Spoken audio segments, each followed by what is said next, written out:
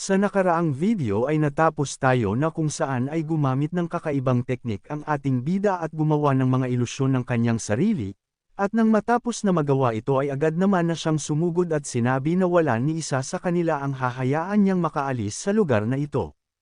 Dahil sa ginawang ito ng ating bida na si Qian Yuwon ay nagsagawa naman ng isang defense formation ang 7 master ng Supreme Saber of 6 Martial Arts Sect. Matapos na tumama ang atake ng ating bida sa kanila, ay sa isip ng isa dahil sa labis silang nahihirapan ay napapasabi ito na sinasamantala ng ating bida ang mga banayad na mga pagbubukas, na mula sa lahat ng mga atake nito ng sunod-sunod, at matapos ng ilan pang mga sandali ay matagumpay naman na napaslang ang mga ito ni Qian Yuwon ng sabay-sabay. Matapos ay sinabi ng nano machine na matagumpay nitong natalo ang 7-star sword formation, at ang mga pattern na ito ay matagumpay nang naiimbak. Sa isip ni Qian Yuwon na dahil sa alam na nito ang martial arts ng Blade God 6 Martial Clan ay naging madali na lang para sa kanya na kontrahin ito, at kung magagawa niyang dagdagan pa ito at mapalawak, ay hindi nagagana ang ganitong klaseng mga pag-atake sa mga mandirigma ng kanyang demonic cult. Dagdag pa nito habang pinagmamasdan ang kanyang mga kasama ay kailangan ng mga ito na mas lumakas pa sa pamamagitan ng digmaang ito, at sa pamamagitan lamang nun, ay magagawa ng mga ito na makipagsabayan sa panahon na kanyang nais na likhain. Sa kabilang banda naman, sa itaas ng mga ito ay malakas naman na nagsasabayan ang dalawang master. Ang pinuno ng Murem Alliance na si Lee Mok at ang Chi-Blade Master ng Supreme Saber of 6 Martial Arts Sect ng kanilang mga pag-atake. Matapos ng ginagawa nilang pagsasabayan, ay sa isip naman ng Chi-Blade Master ay naiinis itong napapasabi na ang akala niya ay hindi na siya nito makakaya pa na tapatan ngunit mukha yatang minaliit niya masyado ang pinuno ng Murem Alliance.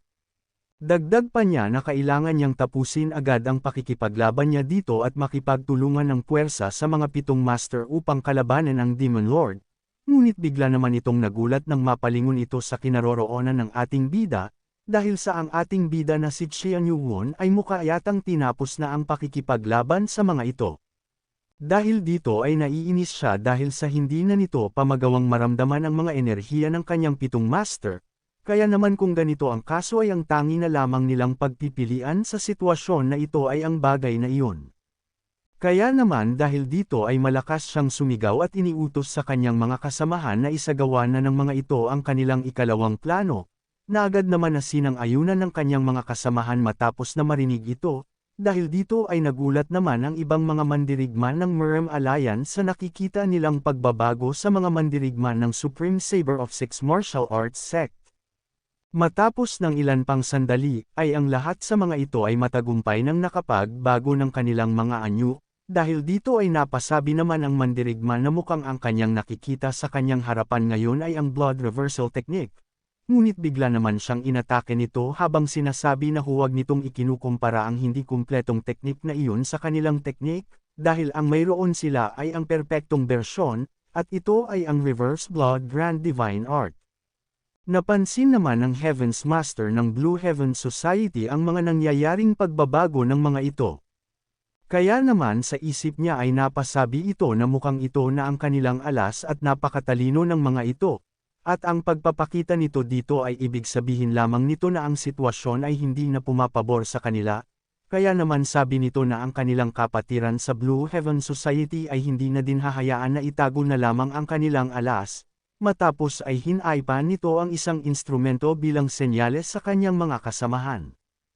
Agad naman na narinig ng mga ito ang ginawang senyales ng Heaven's Master, kaya naman ay dali-dali silang may itinurok sa kanilang mga katawan habang sinasabi na ang lahat ng ito ay para sa kanilang Blue Heaven Society. Sa nakita ng isang mandirigma ay napapatanong naman siya na kung bakit nagsipaghintuan ang mga ito, kaya naman ay kinuha niya ang pagkakataon na iyon upang putulin ang braso ng kanyang katapat na matagumpay naman niyang nagawa. Kung umabot ka na sa parte ng video na ito ay maari lamang na i-click ang like at super thanks sa baba bilang pagsuporta. Maraming salamat. Ngunit matapos naman niyang may sigawa ito, ay bigla naman na gumanti ng atake ang kanyang katapat. At nang nasalag niya ito ay napapatanong siya na kung anong klaseng lakas naman ang kanyang sinasalo ngayon, at parang ang mga ito ay hindi nakakaramdam ng sakit, dahil ang kanyang braso ay naputol na ngunit base sa kanyang muka ay wala siyang nakikita ditong kahit na anong emosyon, na parang ito ay hindi na isang tao. Sa kabilang banda naman ay nagpapatuloy ang paglalaban ng Berserk Blade Master at ng Grand Guardian na si Marakim at matapos na atakihin ito ay mabilis naman siyang nakaiwas. Dahil dito ay nainas naman ang Berserk Blade Master dahil sa ginagawa nitong pag-iwas sa mga atake niya dito. Nagpatuloy pa ang Grand Guardian sa ginagawa niya, at nang makakuha ito ng pagkakataon ay hindi na siya nagdalawang isip pa at agad na binigyan ang Berserk Blade Master ng pag-atake na matagumpay naman na tumama, ngunit sa nangyari ay bigla naman itong nagtaka, dahil sa nagawa ulit nitong atakihin siya, kaya naman ay umiwas na naman itong muli dito. Matapos na makalayo sa Berserk Blade Master, ay sa isip nito ay napasabi siya na ang katawan ng isang ito ay parang isang purong diamante kaya naman ay kailangan niyang ilagay ang kanyang enerhiya sa limitasyon nito upang magawang makapagbigay ng pinsala dito. Matapos ay tinanong naman siya nito na kung hanggang kailan niya gagawin ang pag-iwas sa kaniyang mga pag-atake, nang bigla naman itong may napansin sa di kalayuan, nang bigla naman na nagpadala ng sound telepathy ang ating bida sa Grand Guardian at sinabi nito sa kanya na ito na ang oras upang tapusin na nila ang kanilang plano. Nang bigla naman siyang tinawag ng Berserk Blade Master habang may itinuturo sa di kalayuan, matapos ay tinanong siya nito na kung hindi ba niya nakikita ang nagaganap sa banda roon. Sabi pa nito na ang pagsasaya nila ay tapos na dahil ang kanilang ikalawang plano ay nagsimula na. Dahil magmula ngayon ay ang isang tunay na malawakang pagpatay ay magaganap na, sabi naman dito ng Grand Guardian na mukhang ang apoy ng patayan ay sinindihan na nito gamit ang kanyang sariling mga kamay. Nang bigla naman itong nagulat dahil sa pagkakakita niya sa ating bida na si Xian Yuun, at sa isip nito ay alam niya ang bagay na ginagawa niya, at ito ay ang Art of Sky Dominance. Nakita din siya nila Moonju at Wang Hul na dahan-daang umaakyat sa kanilang itaas.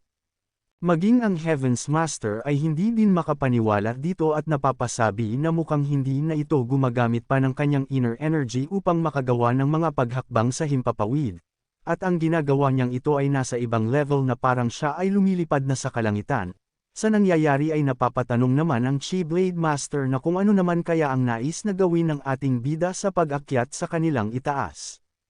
Matapos ay nagsalita naman si Xian Yuun at sinabi sa kanila na ang mga magaganap ngayon ay ayon lamang sa kanilang mga naging aksyon, napasabi naman ng ilan sa nakakakita sa kanya na ito ay lumulutang sa himpapawid at napapatanong kung siya ba ay isang tao pa ba, nang bigla naman itong ikinumpas ang kanyang kamay.